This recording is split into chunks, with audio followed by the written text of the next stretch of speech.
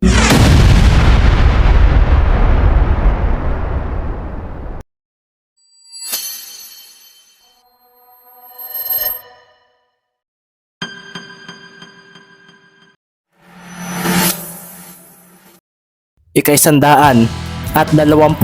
kabanata. Umihip ang malakas na hangin at makikita nga ang demon na si Lucifer na napatingin na lang sa malayo nang ibalita sa kanya ng isa sa kanyang alagad sa demon hunter ang pagsalakay ng mga demons sa kampo ng mga heroes na nasa malayo sa syudad ng Purif. Pinangunahan nga iyon ng Oni na si Mercury at habang umaandar ang oras at hindi pa nakakabalik sina Speed at Beast na dala ang mga demon items ay namimiligrong wala nang datnan ng mga ito kung magtatagal pa sa Dark Triangle ang mga iyon. Ilang oras pa lang ang nakakalipas nang makapasok sila sa Dark Triangle. Sabi nga ni Lucifer at makikita nga sa likuran niya ang demon na si Panther na may hawak na baso na may lamang wine. Talagang handa kang mawala ng kapangyarihan para lang mahinto ang ginagawang ito ni na Magnus. Seryosong wika nga ni Panther na agad na tinanguan ni Lucifer.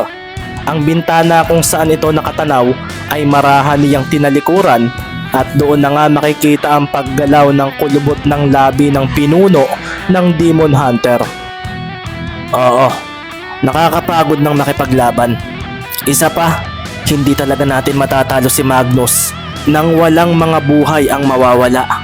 Kung sakali mang lalabanan natin sila ng bilang sa bilang, oo, marami pa rin ang mga heroes, kaso sa kapangyarihang mayroon ng mga demons ni Magnus, kayang-kaya nilang burahin ang bawat syudad kung gugustuhin nila. Ang pagtanggal sa kapangyarihan ng lahi natin, ito na ang pinakamabisang paraan para matapos na ito. Sa oras na mangyari ito, magiging masaya na akong mamamahinga sa isang malayong lugar na puno ng katahimikan.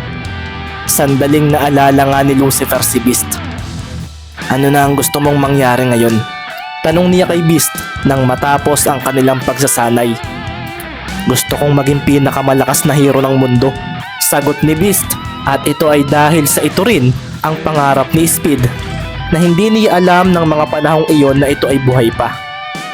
Mas nangibabaw ang mabuting dugo nito kaysa sa dugo ng mga demons na pwedeng gawing walang emosyong halimaw ang sarili kung hindi nila ito magagawang kontrolin. Ikaw ba, Panther? Handa ka bang mawala ng kapangyarihan kapalit ng kapayapaan sa ating mga sarili? Tanong pa nga ni Lucifer kay Panther nang ngumiti naman at inalala si Ikan na ngayon ay nasa puder na nila. Wala nang masasaya kung mamumuhay tayo ng walang iniisip na pakikipaglaban. Gusto kong mamuhay na lang kami ni Ikan sa isang malayong isla. At dahil mawawala na ang pagiging demon natin, mamamatay kami ng magkasama dahil sa paghina ng aming mga katawang lupa. Tugon naman ni Panther at sabay nilang inisip na sana ay magtagumpay sina Speed at Beast na magawa ang misyon ng mga ito.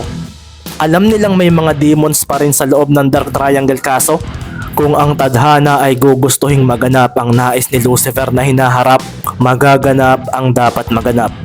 At walang magagawa rito ang Demon Lord na si Magnus, kundi ang ito ay tanggapin. Hindi ko alam kung paano mangyayari ang propesiyang ang apo ni Magnus ang papaslang sa kanya, kaso ito ay kabayaran na rin sa kasamaang itinanim niya sa mga demons na sumusunod sa kanya. Nasabi pa nga ni Lucifer. Samantala, dahan-dahan namang napamulat ng mata si Freya at tila sumakit ang ulo niya nang alalahanin ang mga nangyari. Nasa ere sila nang biglang may lumitaw na demon na kung saan ay sinalag ang suntok ni Beast.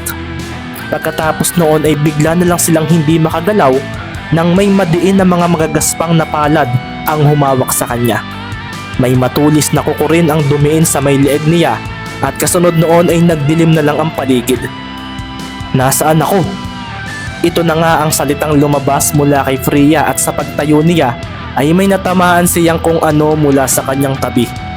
Madilim ang paligid at may maliit na apoy na nagbibigay ng liwanag sa hindi kalayuan mula sa kanyang pwesto. Dito nga ay agad niyang iniangat ang isang palad niya at nagpalabas siya ng apoy. Kaso walang apoy na lumabas mula roon.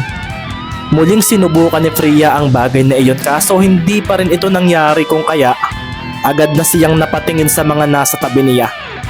Sa pagkakataong ito ay nakita niya ang mga kasamahan niyang nakabulagta at walang malay at dito niya malinaw nang nakita na nasa loob sila ng isang malaking kulungan. Hindi lang sila ang narito dahil marami pang iba. Ang ilan ay nakaupo at seryosong nakatingin sa kanya ang mga mata na hindi man niya naaaninag pero nakikita naman niya. Bigla na nga lang ding sumagi sa isip ni Freya ang kanyang kapatid na si Helio. Hinanap niya ito sa mga nakahiga niyang mga kasamahan at wala ito na kanyang ikinaseryoso. Sina Beast at Speed. Tanong nga rin ni Freya sa sarili at muli na naman nga niyang sinubukang magpalabas ng apoy kaso walang anumang apoy ang lumitaw sa kanyang palad. Dito na nga rin napabangon si Enma na agad na nagpakawala ng aura dahil tila pakiramdam niya ay kailangan niya ito kaso walang ganoong nangyari at nakakita siya ng isang imahe na nakatayo sa hindi kalayuan. Nang matamaan ito ng kaunting ilaw na nagmumula sa nakalutang na apoy sa dulo ay nakita niyang asul ang buhok nito. Bigla nga ring napalibot ng tingin si Enma sa paligid at marahan siyang napalunok dahil ang dami ring narito bukod sa kanila. May ilan pa siyang naaninag na may sungay at mukhang mga demons ang mga iyon kung hindi raw siya nagkakamali. Anong nangyari? Freya! Dito na nga agad na nagsalita si Freya nang marinig iyon mula kay Enma. Hindi ko alam pero mukhang nasa isang kulungan tayo.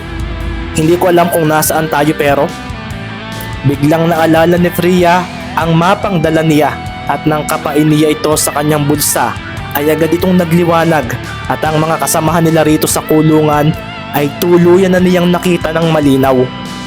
Napatras si Freya at parang kinabahan. Nakakita siya ng mga demons na seryosong nakatingin sa kanya.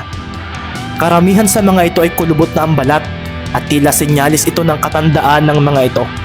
May nakita rin siyang mga walang sungay at hindi siya maaring magkamali. Hindi raw mga demons ang mga ito. Dito na nga rin dahan-dahang nagkamalay pa ang ibang mga kasamahan ni Freya at Enma. Si Luke ay agad na tumalo ng makabangon sa pag-aakalang may nakahawak pa sa kanya mula sa likuran. Si Thor naman ay napahawak sa noo nila na parang sumakit dahil sa pag-alala nila sa mga nangyari. Sina Claude, Silva at Odessa naman ay napalunok at agad na kinabahan dahil sa mga matang nakatingin ngayon sa kanilang mga nakatayo. Nasaan tayo? Tanong nga ni Odessa at nang makita niya si Freya dahil sa nagliliwanag na papel na hawak nito ay doon na nga sila lalong napaseryoso. Si Freya naman ay napatingin na sa mapa at sa pagkakataong ito ay wala na sila sa Shell Region dahil biglang sumulat ang mga salita sa itaas na bahagi ng mapa. Ito nga ay sa Hell Region at dito na nga makikita ang paglabas ng isang isla na nagkaroon ng pangalan. Nasa Hell Region tayo, sa isla ng Hades, sabi ni Freya at doon na nga lalong napaseryoso ang mga kasamahan nila. Paano tayo makakalabas dito? Hindi ko magamit ang kapangyarihan ko.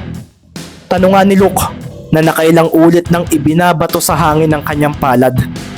Hindi ko alam, sabi nga ni Freya at kung nakakulong sila ay mas lalong wala silang magagawa para lumabas mula rito. Hindi gagana ang kapangyarihan ninyo rito sa kulungang ito. Biglang may nagsalita mula sa hindi kalayuan. Makikita ngang isang matanda ito na may sungay. Ang isang braso nito naputol at may tali ang dulo. Nakaupo ito at makikitang gula-gula nitang kasuotan nitong napakarumi rin kapag pinagmasdan. Mahigit isang dekada na nang may bihag na dinala rito na nagmula sa labas. Isang kakaibang pagkakataon nito. Sabi naman ng isang nasa malapit sa demo na nagsalita. Sa pagkakataong ito, wala naman itong sungay at makikitang wala na itong buhok sa ulo at tanging nasa gilid na lang ang mayroon at kulay puti iyon. Makikita ngang may paekis na pilat ito sa mukha at ang isang mata nito ay makikitang kulay puti na lang habang ang isa naman ay normal pa. Nakasuot ito ng gula-gulanit na damit at makikitang bumuntong hininga ito. Kami yata ang huling tagalabas na napunta rito. at ito ay nang patakasin namin sina Xavier mula rito. Dagdag pa nga ng isang katabi nito na agad na napatawa kahit wala namang nakakatawa sa winika nito. Mahaba naman ang buhok nitong kulay puti at makikitang wala na itong ngipin nang bumukas ang bibig nito. Ang isang demon naman na malapit dito ay napailing. Isang matandang demon din ito na makikita ngang kumisla pa ang singsing nito nang matamaan ng liwanag na nagmumula sa mapang hawak ng babaeng may asul na buhok. Ano ang dahilan at napunta kayo rito? Mga batang heroes pa kayo, pero ang lalakasan ng loob ninyong pumunta sa isang lugar na hindi na kayo papalabasin. Tanong nga ng matandang walang sungay, ito nga ay ang may mahabang buhok at wala ng ngipin. Sina Freya naman ay napatingin sa mga nagsalitang iyon at kung tama raw sila, hindi raw mga demons ang mga ito dahil walang sungay ang mga ito. Para saan pang malaman mo Gilmore ang dahilan nila? Dito na rin naman sila tatanda gaya natin. Sabi nga ng panot na matanda at agad na tumawa ang dalawa na parang mga baliw. Mukhang may kakaibang nagaganap ngayon sa labas ah. Sabi naman ng isang demon na agad na humiga mula sa pagkakaupo. Tumingin ito sa kawalan at sumeryoso. Mukhang ganoon na nga. Napasok na bang muli ng mga heroes ang Dark Triangle? Tanong nga ng naunang demon na kanina ay nagsalita. Ang mga kabataang heroes naman na narito ay seryosong nakikinig sa palitan ng mga salita ng mga ito. Napatay na ba ang Demon Lord ng apo nito? Tanong pa nga ng isang matandang walang sungay na tumayo na nga mula sa pagkakaupo nito.